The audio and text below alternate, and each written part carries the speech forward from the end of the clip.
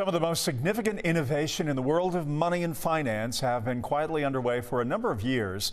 Since Russia's invasion of Ukraine, that work is now being accelerated and thrust into the global spotlight. Joining me right now is our friend Greg Johnson, the CEO of Rubicon Crypto. So Greg, here we are. What exactly has been going on behind the scenes and how is it tied to the crypto industry? Well, thanks, Jeff, and good to be with you. You know, students of history will always point out that there are unintended consequences when conflict or war breaks out. And in Ukraine, the war in Ukraine, the future of finance is really being staked out. Many people believe the future of money has everything to do with something called central bank digital currencies. And as you pointed out, most of that work has been going on behind the scenes without a lot of attention. You know, the more glamorous cousins of Bitcoin and Ethereum in the crypto industry have gotten all of the attention.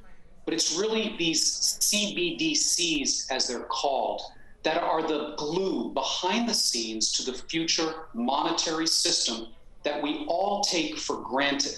Again, this is a big story, and it's not going to go away, not just for this year, but for the next many, many years. And you have used this term, economic arms race, and yes, let's define that right now. China is involved in this as well, correct? They are. Thank you for pointing that out. You know, the Chinese have been working the most to develop this so-called central bank digital currency. And while we've seen innovation in the world of payments, how we buy things, behind the scenes, nothing's really changed with the global monetary system really since World War II. The Chinese are already, as a colleague of mine says at the Atlantic Council, standing on the podium of developing the new technologies for digital currency. What that means is whoever wins this economics arms race, as I call it, they are going to control the future of finance perhaps for the next 100 years. So what the war has done is it's brought a sense of urgency to every nation, including the United States, to catch up and catch up fast. And you may have heard this recent Biden administration executive order.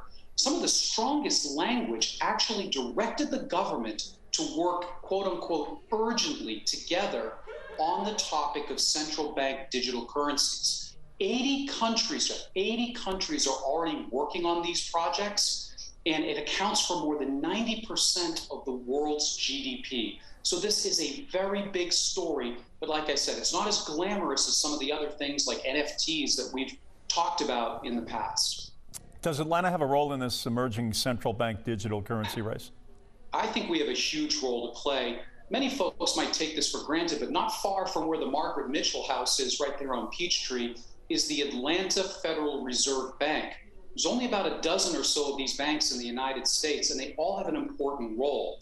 Atlanta's Federal Reserve has always had a legacy of leadership and innovation, and they're going to have a role to play because in this new currency world, this new future of money, it's going to require the fusion of both the government and the private sector. That means the university community here in Atlanta and Georgia more broadly is going to have a role to play. And it means that the private sector, we've talked about the fintech hub that Atlanta has become. Well, the fintech and crypto community is also going to have a role to play. It's an important role, and it also means economic prosperity here for the state of Georgia and our citizens. Greg Johnson, the CEO of Rubicon Crypto, as always, thanks for your information. Thanks for your time. Thank you.